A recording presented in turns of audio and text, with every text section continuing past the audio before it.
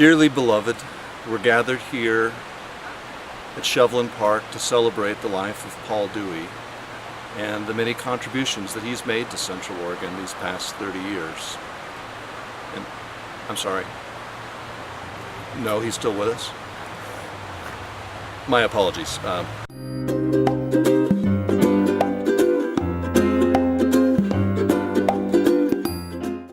Well, Paul Dewey has been making Central Oregon a better place to live for almost 30 years.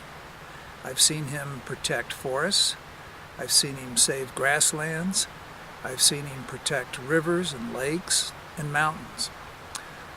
Paul is a brilliant guy. He was an honors graduate at University of Kansas.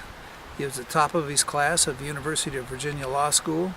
And it's nice to have a smart guy like him around. We're here at Shoveling Park, and just downstream from us is the confluence of two magnificent bodies of water, Tumalo Creek and the Deschutes River. And at that confluence, you can look up the Deschutes and see a beautiful, romantic river, one that is loved by everyone and revered by all.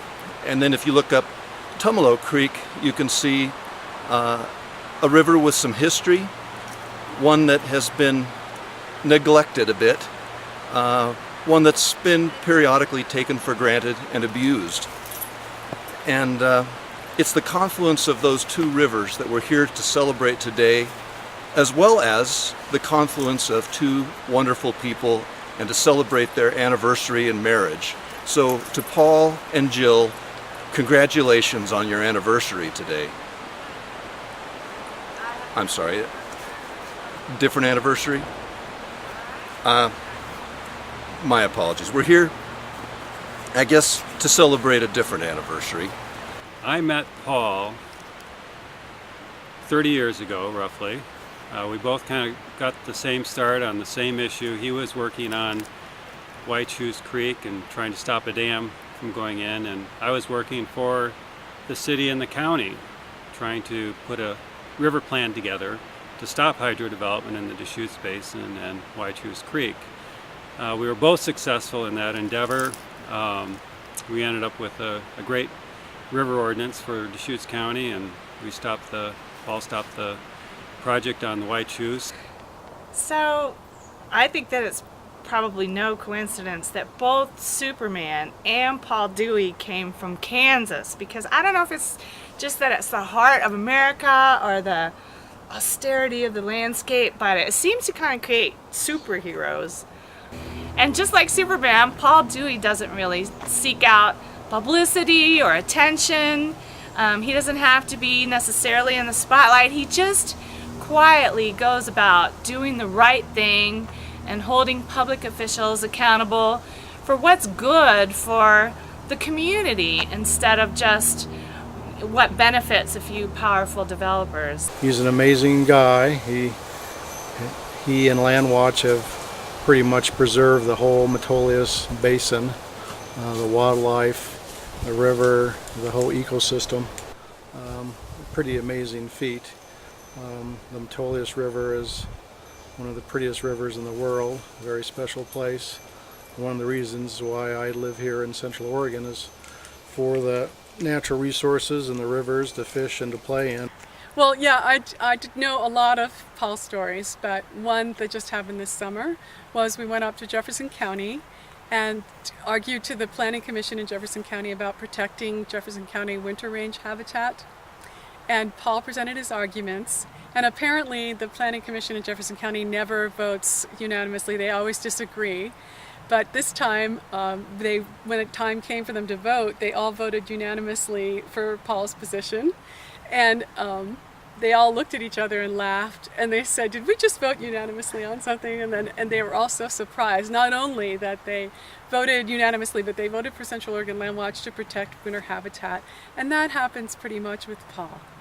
I think over 30 years, we're going to win some and we're going to lose some, but everybody in Central Oregon owes Paul a debt of gratitude because he's got the dedication and the insight, and he has these people skills And then he's got a dogged determination to protect all of the farms and the forests and the streams that make up the landscapes that we all love so much. And without him, I don't know what we would have done over the past 30 years. It wouldn't look the same. He works hard, he has a good sense of humor, and sometimes he needs it. He's also helped in all of that by a great family, a super wife and a really cute child. So he's a good husband and a good parent. There is no one that has done as much as Paul to protect the Metolius River and the basin, the watershed that provides water to the river. And we all know that are familiar with some of the projects Paul's been involved with in Metolius, stopping resort developments up on Green Ridge and elsewhere. So we can thank Paul for all his work to protect the Metolius. So many years ago, Paul had heard about some large trees in a certain part of the forest, and he wanted to go see them. And he had heard that they were 6 or 7 feet in diameter. He went up to check on it, and he couldn't find the trees, but he did find some 6 or 7 foot in diameter stumps. And in the process of checking into that, he uncovered the largest timber theft in Oregon history. And it involved a logger, it involved people who were measuring the trees when they went to market, and it was quite a big deal. Because I wrapped those trees in orange tape, I really knew them pretty well, and it was there that I discovered all the illegal logging. And it was all covered in snow. See, whenever they saved a tree, they would do an orange mark high up, and then they would spray orange at the very base so that they could catch a logger if they were stealing. That orange mark at the base would still be there, but they were logging in the winter. And so the Forest Service, to the extent they were looking, didn't ever see it.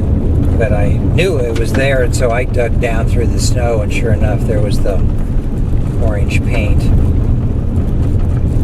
I think that was the end of the ranger's career. What better way to celebrate the 10th year anniversary of Paul Dewey being named the Man of the Year by the Source Weekly magazine than to be here where much of his work occurs along Tumalo Creek.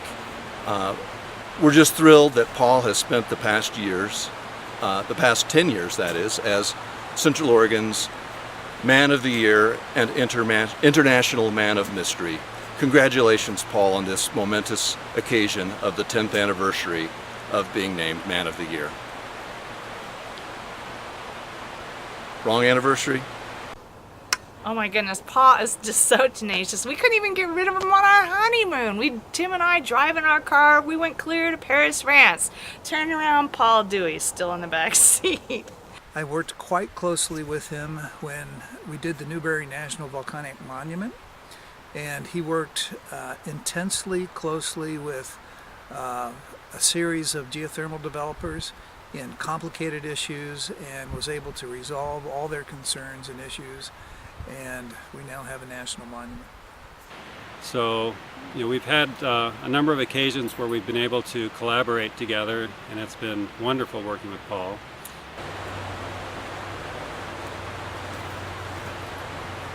It's fitting that we're standing here beneath these ancient ponderosa pine trees to celebrate the 60 years that Paul has been here on Earth, and to wish him a happy birthday. And thank you so much, Paul, for all the work you've done for LandWatch and for Central Oregon, and happy birthday. I'm sorry. An anniversary? Okay, anniversary. He's my hero, and I feel very lucky to have him as my mentor. We tend to approach problems in the same way, and I just feel very grateful that I aspire to be like him.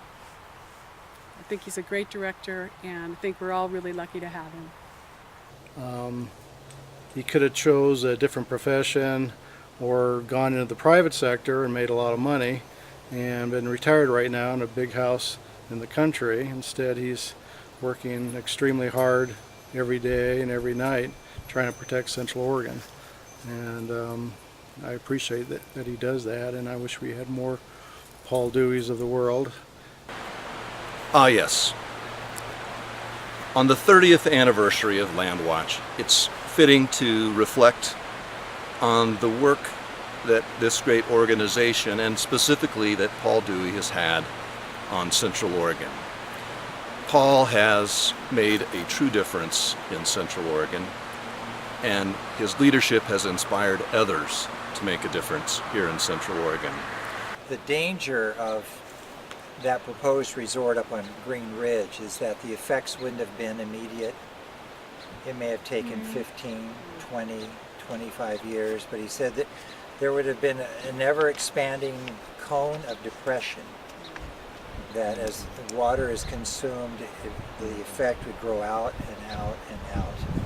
And then all of a sudden there would be these effects. And where did this come from? What did this? And nothing could be done about it at that point. So. Paul, thank you for everything you've done over the last 30 years and hope you can continue in the future. Thank you, Paul. You're our hero. Thank you, Paul. Thank you, Paul. Thank you for being an inspiration, Paul. Central Oregon owes so much to Paul Dewey. Thank you, Paul. Thank you, Paul, for everything you do. Thank you, Paul.